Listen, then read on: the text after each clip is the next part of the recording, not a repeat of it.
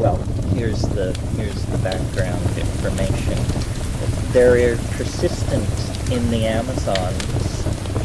Well, as you know, a lot of magic which goes on in the Amazon has to do with the sending of a magical object into the body of an enemy or a person who is made sick, and then the shamans suck these objects out.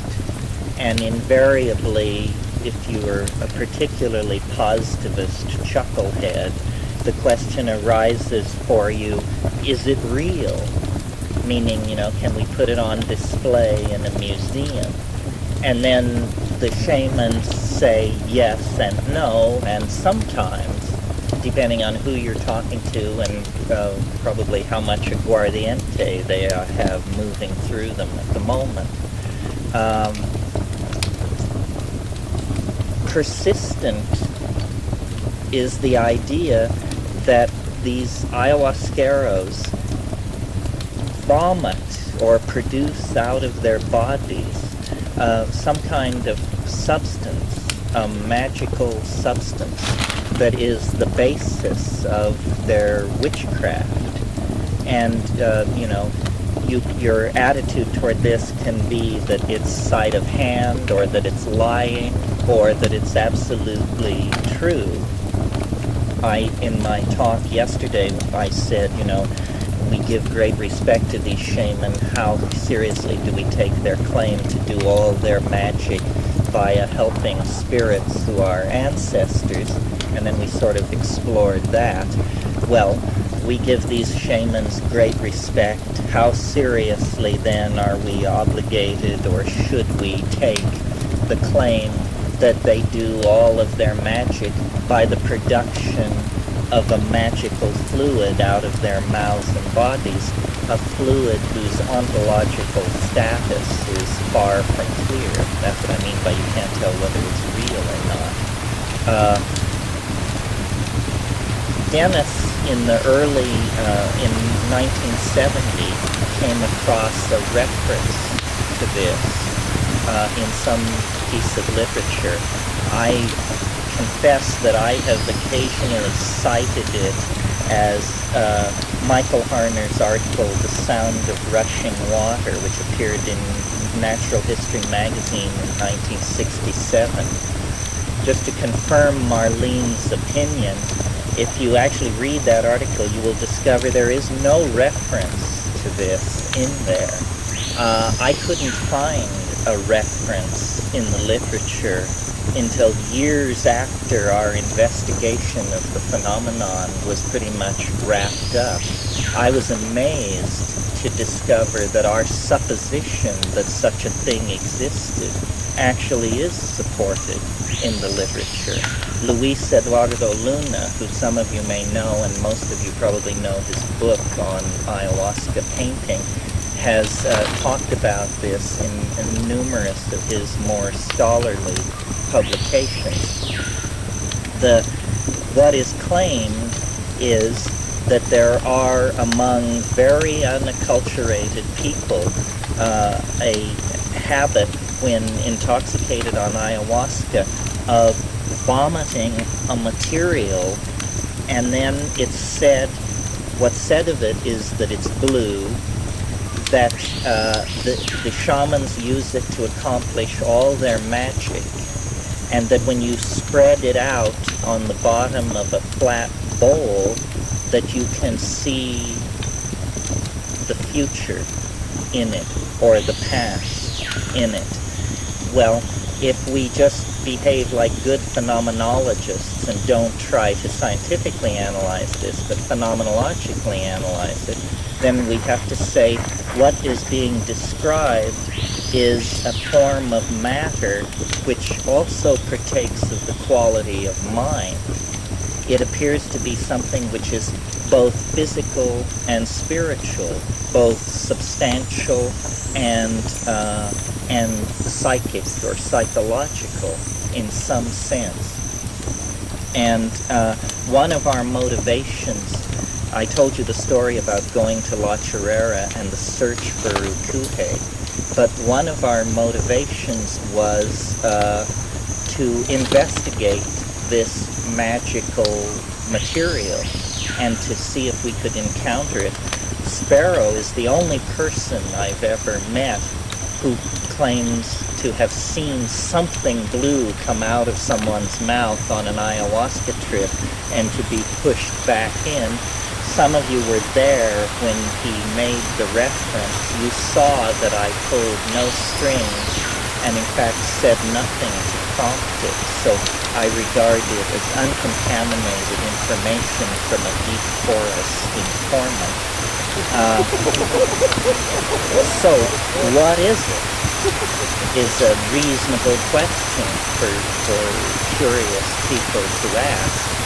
Dennett, who tends these days to rein himself in somewhat, back in the early 70s was always willing to run the speculative engine at double speed, and he felt that, he had a concept, and the concept was that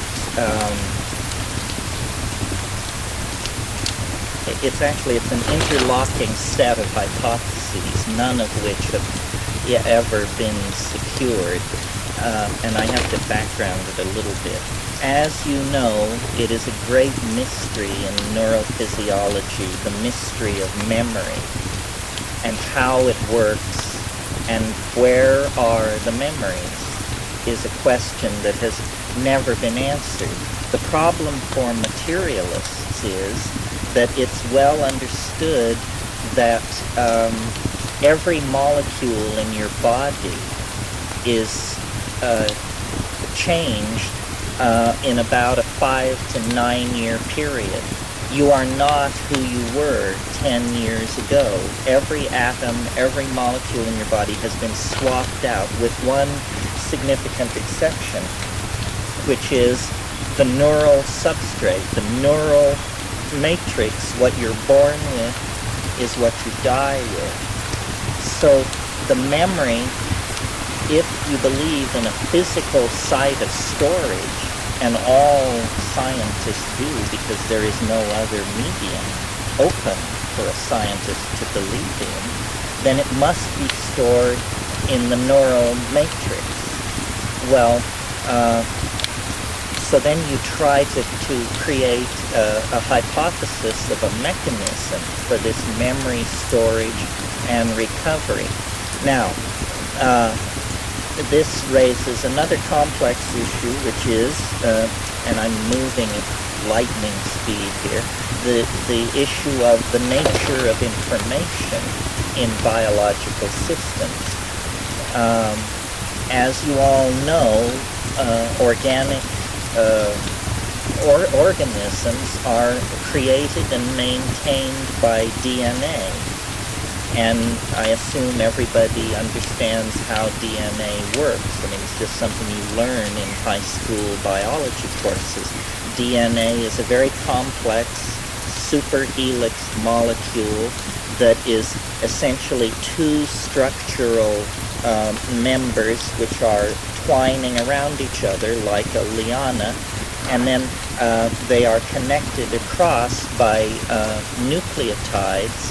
And these nucleotides, in groups of 3, are what are called codons, and they code for amino acids. This is, it's an important but subtle distinction that they code for the amino acids. In other words, there is nothing in principle that links a certain codon in chemistry to a certain amino acid.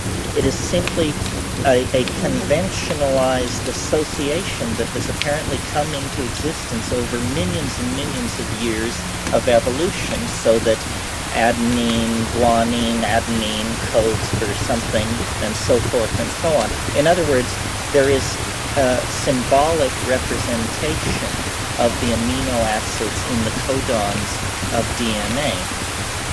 Well, memory is also information. but it's a different kind of information. It's what's called epigenetic information. And if you were to take what I'm saying and about to say to an orthodox molecular biologist, he would very condescendingly explain to you that you had made an amateurish mistake and had confused genetic information, the information which codes for proteins, with epigenetic information, symphonies, novels, works of philosophy, conversations, so forth and so on. And but this same condescending neuromolecular biologist is totally unable to account for the phenomenon of memory. Well, noticing that nature functions always with a certain economy when that's possible, it seems like a reasonable first hypothesis would be that memory is coded somehow into the DNA. And giving a slight aid and comfort to this idea is the well-known fact that there are vast portions of the DNA molecule that are called the nonsense portions. In other words, they do not code for protein. No one knows what these vast stretches of DNA are for, and the orthodox explanation is that they are just errors, trash, basically, that has accumulated in the evolutionary process. Nevertheless, the mystery of memory is left unexplained. How are the memory traces laid down, and how are they recalled? Well, Dennis's notion in trying to think about what the psychedelic experience was that perhaps psychedelic molecules have a relationship to the DNA that has not been elucidated by science. And in his favor is the fact that many of these psychedelic molecules, especially the ones most near and dear to us, such as psilocybin, harmine, harmaline, DMT, are what are called planar molecules. In other words, if we could explode a molecule of harmine up to the size of a bathtub, what we would have is a flat structure. The two benzene rings associated with the pentexyl group in the middle, and it is of the correct dimension, coincidentally enough, that a harmine molecule could in fact fit into a DNA molecule between the nucleotide pairs without disrupting the structure of the DNA. This is a studied phenomenon. Molecules which, the word is intercalate, molecules which can slip in between the DNA pairs, the nucleotide pairs, are called intercalators or dimers. And most of them are highly toxic because in the process of slipping in there, they distort the helical structure of the molecule. In other words, they kink it up. A molecule that some of us have experience with that I believe works this way is chloroquine. Chloroquine, this is why I say, it's a heavy drug. It messes with your genetic machinery. It's actually getting in there. And usually these molecules are used in vitro work with DNA because they can be used as markers. You can take a radioactive dimer and it will intercalate into DNA, and then you can perform certain operations and measurements. But it was shown in, I believe, 1966 by the chemists Yielding and Sturglantz that psychedelic molecules do intercalate into DNA. in vitro, in the test tube, in a series of very elegant experiments in which what they did is they took denatured DNA, unfolded from its superstructure, but still helix DNA, and they put it in test tubes with various drug molecules, and they shook it up, and then they measured the specific gravity of the molecular complex that resulted, and they showed that the specific gravity had increased by a number which was always divisible by the molecular weight of the drug molecule. This is pretty elegant demonstration that the drug molecule has in fact interpolated into the DNA. Now, against this, at that time, we're talking now the early 70s, was a mere dogma of neurophysiology, which said movement of materials in the neuron, which is what a nerve cell is called, movement of materials in the neuron is from the nucleus to the synapse. You all recall that the synapse is where these drug molecules do their work because there are lock and key relationships, and they shift it's not known, either the steric configuration or the electrical activity of the synapse. And so when we would talk to orthodox molecular biologists about this, they would say, well, there is no known mechanism of transport from the synapse to the neuron, to the nucleus of the neuron. And if you're hypothesizing that memory is somehow stored in the DNA, then somehow experiences which affect the synapse have to, there has to be some conveyance of this change of state of the synaptic cleft back to the nucleus in the neuron. And these nerve cells are very elongated structures. The axon can be several millimeters in length. In some cases, like in the squid axon, it's quite large, over a centimeter, I think. Anyway, now giving aid and comfort to our side is the fact that in the early 80s, 10 years after the experiment at Chorrera, a new intracellular process was discovered called axial plasmic transport.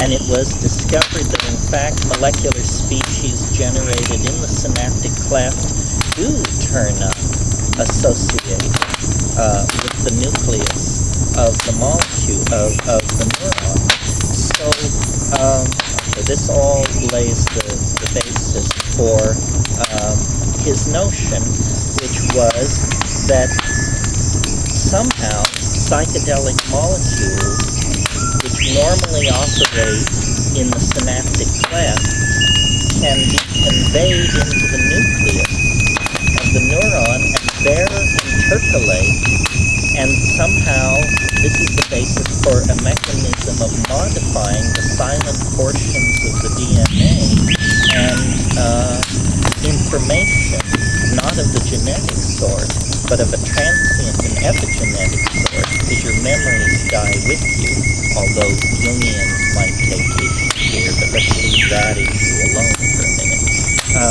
Your memories die with you, so there was a mechanism for this to happen. So, not sure, well, give me a moment here. So one of the things that we were investigating when we went to Chorrera, Dennis believes that the importance of chanting in this Amazonian shamanism was that acoustical sound was being used as a driver to synergize this process of intercalation. And it has been demonstrated in the laboratory that you can use acoustical energy to cause the intercalation of dimers into DNA. So shortly after we arrived at La Chorrera, he created a very elaborate theory, which is described in excruciating detail in The Invisible Landscape, which is a very hard book to obtain, but it will be reprinted in 1994 by Harper. He constructed a very elegant experiment, which looks like part science, part magic.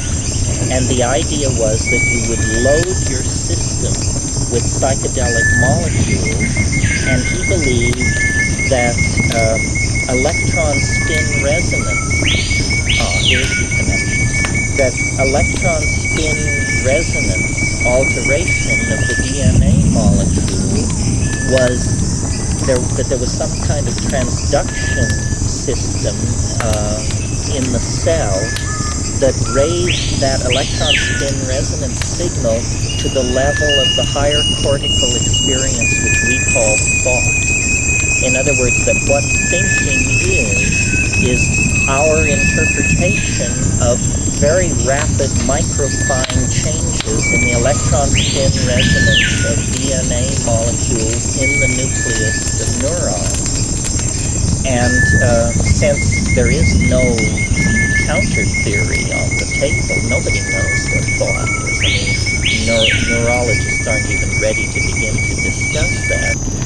His theory seemed reasonable to at least play with for a while.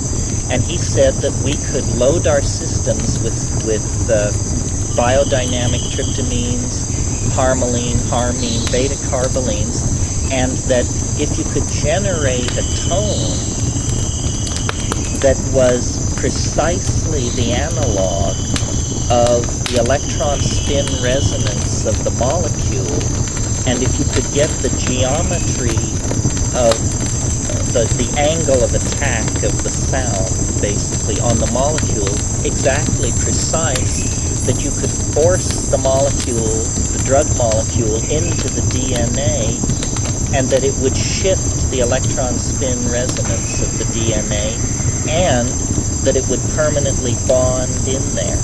Now, this seems to me at least worth exploring. Harmine is, if you look at it, it looks like an antenna. You know, it has the five-sided central structure and then the two benzene rings. It has charge transfer running around those rings. It's very architecturally suited to perform the function of a kind of a transmitter antenna. So imagine what we're doing here is we're dropping a harmine molecule down onto the DNA, which is itself giving off what is called a hyperfine ESR signature. And the harmine is amplifying that hyperfine signal, and this is being detected as a higher cortical experience, which we call the psychedelic experience. And that then what the psychedelic experience is assumed to be in this interpretation is it is the sum total of all information garnered by the species over time and stored in the silent portions of the DNA. You see, so what we're talking about here is a kind of mechanical, materialist, chemical approach to the amplification of the hidden portions of the DNA. And it is true that many people taking harmine in its pure form and taking ayahuasca report a hum. It's a characteristic of the intoxication. Dennis claimed that this was actually the electron spin resonance signal of the harmine. So when we got to La Chorrera, and under the inspiration of recklessly large doses of Stropharia cubensis, which we found growing in the pasture there, he decided that what we could do was we would take a trip, but that he would attempt to imitate the harmine hum And that, granted, the human body is a very gross thing in comparison to the almost quantum chemical domain of the synapse and the nucleus, but that nevertheless, if you could generate the sound correctly, you would force the molecule into the neuron, and then there was another part of the theory which had to do with the idea that these psychedelic molecules are like octaves of each other. And if any of you have ever played the cello, you know that you can sound a note on the cello, and then if you still the string, you will hear what are called overtonal harmonics. It will sound in the octave above and below the octave in which the note was struck. And he felt that if, again, here, I'm giving this to you at enormous speed. Superconductivity, which is normally associated with low temperatures, is in fact a low temperature phenomenon, but that's when you have populations of trillions of molecules. Really what superconductivity means is the stilling of molecular motion. And if it's absurd to speak of a single atom or a single molecule as being 275 degrees Kelvin below zero, because temperature is a phenomenon of mass populations of molecules. But he felt that you could essentially still these molecules, and one of the peculiar qualities of superconducting molecules is that they will bond to anything. They have a tremendous stickiness about them. So he thought that the human voice could be used to cancel the molecular motion of these harming molecules, and you would only have to do it for a millisecond, even though the making of the tone might take 20 or 30 seconds. If you achieve the correct geometry, the correct tonality, the correct situation, for just a millisecond, the molecule would drop, the drug molecule would drop into superconducting configuration, it would intercalate, and it would bond permanently into the thing, into the neural DNA. And then it would begin broadcasting this amplified and expanded electron spin resonance. And that what this would be, he thought, was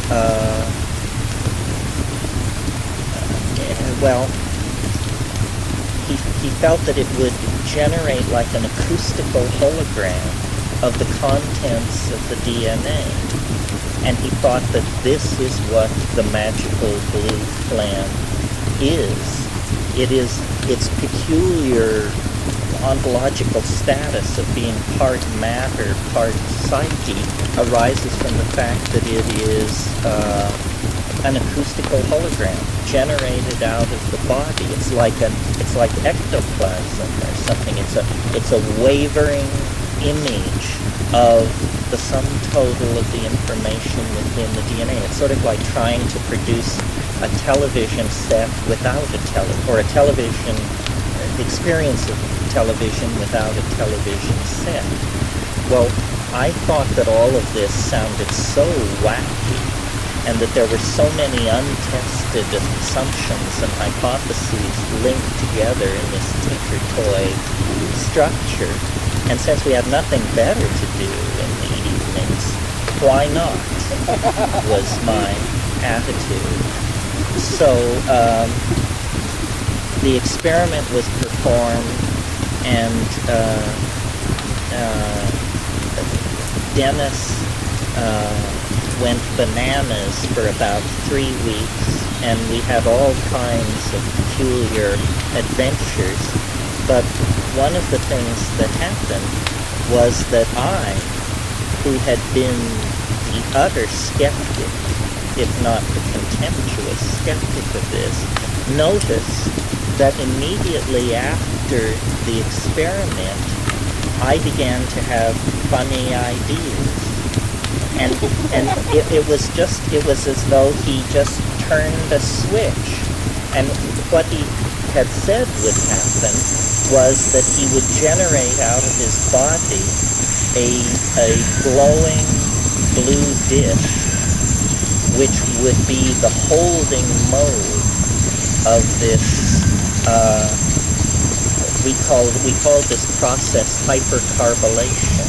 Why? I haven't the faintest idea at this distance. But the idea was essentially that you could cause your soul to become visible and to become stabilized in three-dimensional space, that it was like a tool, that you could give birth to a thing which was an artifact, and yet at the same time it was yourself.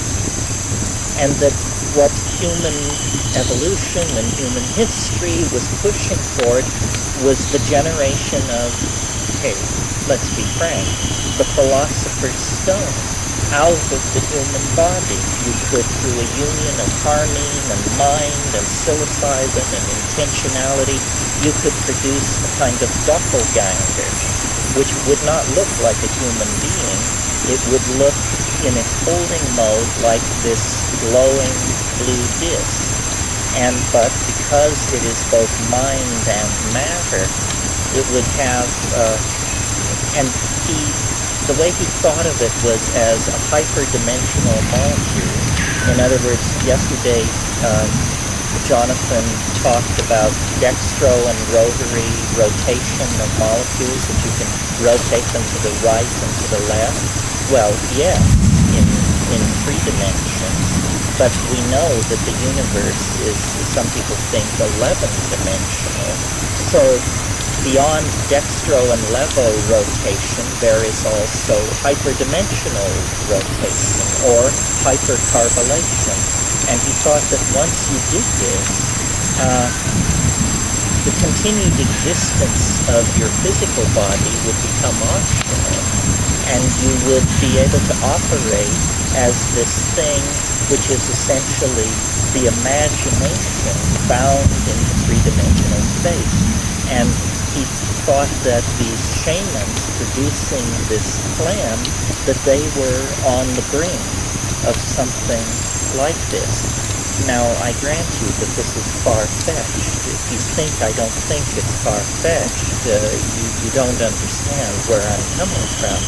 But the idea was so incredibly beguiling and attractive, because what he said was, if you have this, if you can produce this ultimate tool, then you can do anything. I mean, if you want to take a shower on it, you just stretch it out and water pours out of it. If you want to go somewhere, you turn it over and sit on it and it flies. If you're hungry, you eat it.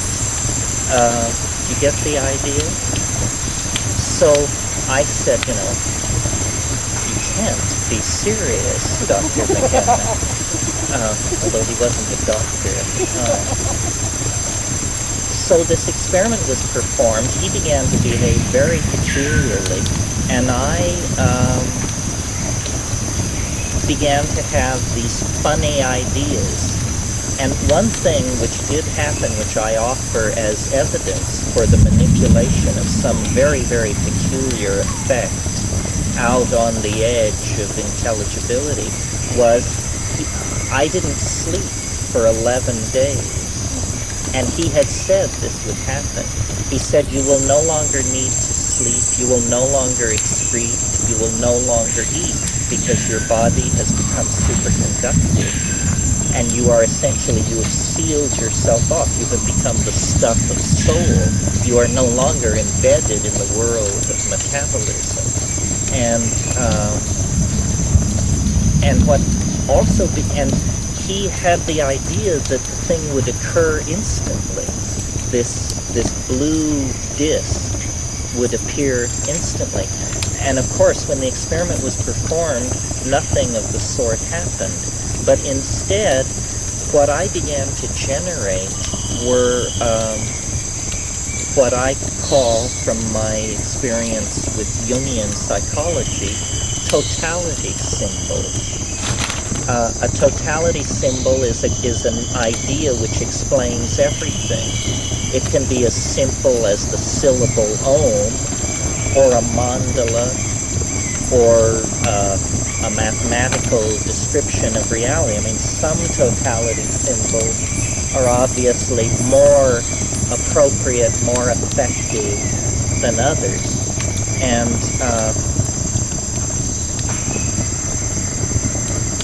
kind of a psychotic episode, but it was a very curious psychotic episode because it took the form of being spread out through the whole universe, and then over a period of 21 days, imploding backward into yourself, so that like the first day after the experiment, he was just incomprehensibly bizarre, just universally. I mean, it was like witnessing someone acting out the Big Bang or something like that. Then the next day, he was condensed down into the local cluster, and we got a recitation somewhat like Olaf Stapleton's The Star Maker. Then the next day, and he said the lens-like shape of galaxies is a macro-physical reflection of this thing which we were trying to create, which he called the lens. And so by a series of telescoping leaps, he made his way towards normality, condensing down through the galaxy to the solar system, spending a day on each planet as he made his way toward the Earth, becoming all the life on the Earth, then becoming all human life, then becoming all Irish life, then becoming our entire family, doing perfect voice imitations of all the relatives and revealing all this knowledge of, skeletons in the closet and suppressed stuff, and stuff that I don't know how he knew all the stuff. I mean, he at times appeared to work miracles. At one point, I was trying to test him and his abilities, and I recalled that there was a box that my grandfather had given me that we opened with a little silver key that had been lost for years and years. And I said, well, if you can do anything, why don't you produce the key that to that box, which neither of us had seen even the box for a dozen years. By this time, he was naked and locked in a room in the mission. And he went and he would make these bizarre gestures, these strange I don't know what was going on. And he went into a period of concentration, gave a wild squawk, and slammed into my hand and gave me the key. He was naked. He had been locked in this room for 14 days at that time. And I was like, I didn't know what was going on. But what was happening to me was I was like utterly unconcerned for his mental health or any practical concern, which was causing a lot of problems for the other people on the expedition. In classical psychology, this is called a folie à deux, a delusion of two. It's a simultaneous schizophrenic episode. It usually involves a mother and a daughter. I've never heard of a brother-brother folie à deux. But it was accompanied by all these exterior manifestations, freak rainbows, and in my case, an encounter with a UFO. And this UFO encounter had a very curious quality to it. Not that they don't always, I suppose. But this was even more curious than the pedestrian UFO encounter. What happened was it was on the 13th day of the reversal, and I had this information.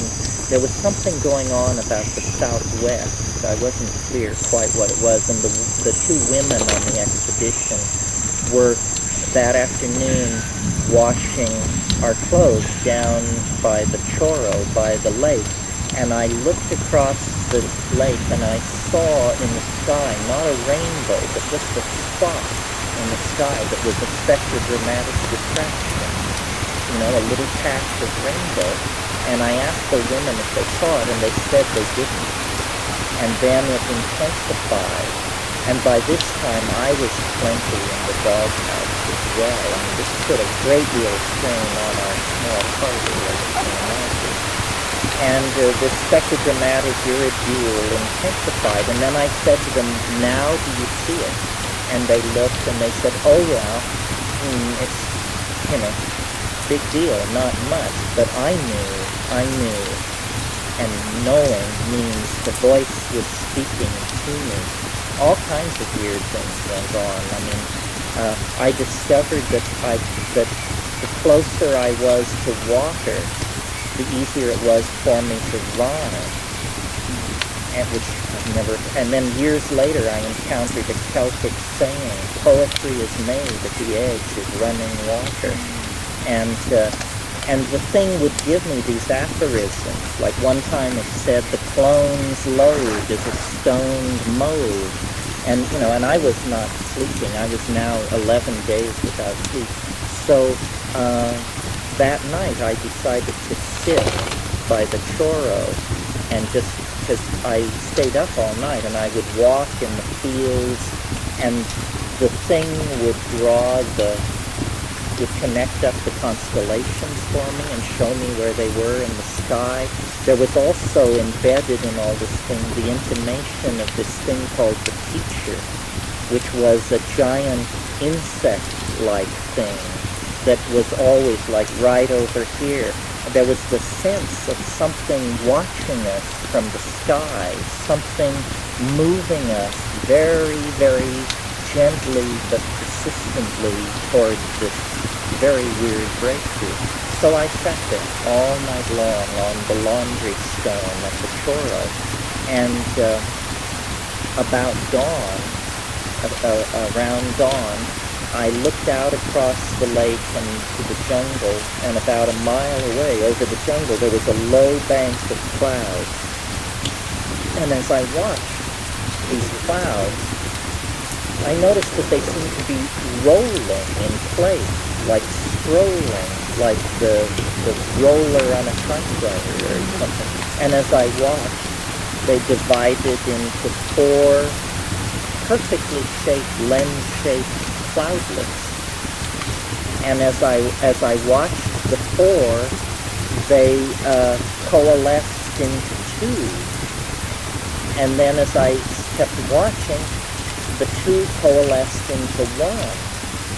And at that moment, I heard the whee, whee, whee sound that flying saucers make in Hollywood B movies, And I looked back over my shoulder, thinking of the people in the hut behind me, about 70 feet up the bank, thinking I have to get a witness. I was driven nuts by this idea of the witness, because everybody's interpretation was that we had just gone bonkers, completely bonkers. So I thought, I have to get the witness. And I assessed the possibility and looked back across the lake, and the thing was coming toward me. It was coming straight for me. And I felt, even for me, this was some kind of a moment of truth, where then I realized, my God, it's actually real. We are going to get the land. We are going to break through to the machinery of the millennium. And I felt my knees go out on me. And I just sat back down, and the thing, I could see it. And getting closer and closer and clearer. And then it passed over above me, And in the last moment, before it was lost by the hill of the bluff of the Chorro, I could see it was turning slowly. It had blue and orange lights. I could see